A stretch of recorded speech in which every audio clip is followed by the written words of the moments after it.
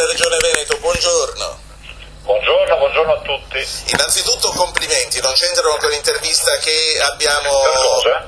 Per cosa? Ho visto che è appena uscito il sondaggio della SVG sul gradimento dei governatori, lei è il primo, la Serracchiani è la seconda, terzo è Errani, insomma sarà soddisfatto. Piace? Guardi, io la ringrazio anche perché, come ho detto alle agenzie, per me significa un riconoscimento dell'attività a 3 anni dall'inizio, il che vuol dire che questo riconoscimento vale ancora di più perché è finita la luna di miele amministrativa, quindi i cittadini sanno benissimo oggi come si governa e cosa vogliamo fare. Lei piace ai suoi governati anche dopo la luna di miele. Senta, come valuta e come valutate voi presidenti di regioni questa legge di stabilità? Poi vorrei parlare anche della cassa integrazione in deroga, io non so se lei ha potuto ascoltarci, nella parte precedente eravamo con il sottosegretario al lavoro e sul futuro della cassa integrazione in deroga ha detto e ha parlato anche del ruolo importante che le regioni hanno. Comunque, legge di stabilità, la prima valutazione delle regioni.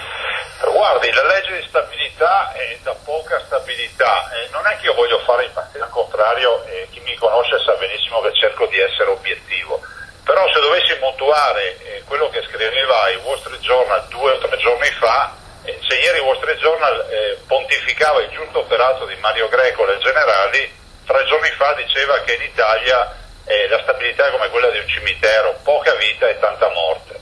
Direi che siamo oggi giunti a un momento nel quale bisogna rifondare il sistema dei diritti e dei doveri e avere anche le scelte coraggiose, quelle che mancano in questa legge di stabilità. Si va dall'analisi della minimo, sentivo prima che se ne parlava, ma piuttosto che anche di una visione. Immagini ad esempio che ancora oggi in Italia non si applicano i costi standard, che significherebbe obbligare tutti i cittadini a vivere in contesti di virtuosità. Se si applicassero i costi della pubblica amministrazione virtuosa a tutta Italia avremmo un risparmio di 30 miliardi all'anno, risorse che potremmo dedicare all'occupazione, alla ripresa dell'economia, al cuneo fiscale, alla riduzione della pressione fiscale. La media in Italia della tassazione della pressione è del 68,5% contro un 46% dell'Europa, il che significa che noi abbiamo 22 punti di scarto di gap negativo rispetto ai nostri competitor, quindi c'è poco da guardare alla Germania, se poi i nostri imprenditori, io ho 600.000 partite IVA in Veneto, sanno che hanno 22 punti di scarto in negativo rispetto ai costi di produzione tedeschi. Sì, governatore, ammortizzatori sociali. Ieri il Ministero vi ha presentato alla conferenza delle regioni il progetto per la riduzione, per la stretta, come si può definire, sulla cassa integrazione in deroga. Qual è la valutazione delle regioni per quanto riguarda il vostro ruolo? Ma guardi, io le parlo da una regione che ha conosciuto la disoccupazione. Siamo passati da una disoccupazione pressoché nulla, ovvero solo i fannulloni non lavoravano, ad oggi ad avere 170.000 disoccupati. Il vero tema sono i giovani e gli over 45 anni che non trovano lavoro. E io dico che nell'interesse dei lavoratori, nell'interesse delle parti sociali, varrebbe la pena. Il nostro grande problema non è sicuramente quello di mettersi a un tavolo a negoziare le risorse, ma è quello di negoziare i presupposti per l'erogazione degli ammortizzatori sociali a 360 gradi.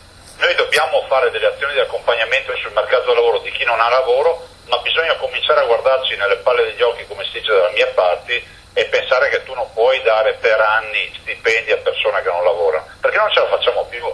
Sì. E quindi io sono dalla parte dei lavoratori, ma in maniera tale che tutti possano avere l'opportunità di essere aiutati. Senta, prima abbiamo parlato del gradimento dei suoi governati, lei ha detto sono contento perché va oltre la luna di miele, c'è anche qualcuno che forse non apprezza poi così tanto e mi sembra che l'abbiamo trovato noi, e Angelo chiama da Verona, lo faccio parlare. Angelo, buongiorno.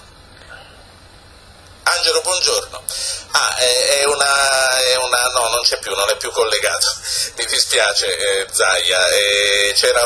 Comunque c'era una critica per quanto riguarda, mi dicono, la viabilità nel Veneto. Avrei voluto farlo dire a lui, è inutile che legga una mail che tra l'altro faccio fatica a leggere in questo momento. Ma guardi, le posso dire però, siccome noi siamo galantuomini, io ho un telefono che è 041 279 2863.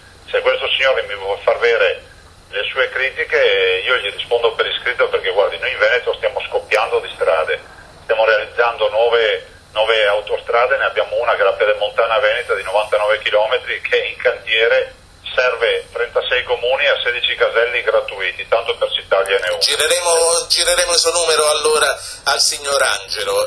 Io prima di lasciarla e di passare agli altri temi che riguardano i comuni vorrei venire a una cosa che lei ha detto poco fa e che riguarda la spesa per i farmaci ospedalieri. In un recente studio governativo la sua regione è risultata la più oculata in assoluto per l'acquisto dei farmaci. Insomma, per intenderci, voi spendete in proporzione un terzo di Umbria, Lazio e Puglia. Lei ha incontrato il commissario alla spending review e il ministro della sanità per dare indicazioni su come si riduce la spesa? No, guardi, lei mi pone una domanda che a me pone una questione anche personale. Io non l'ho mai neanche conosciuto, cioè immagino che non siano tanto interessati alle nostre opinioni, perché se tutti pagassero... sì.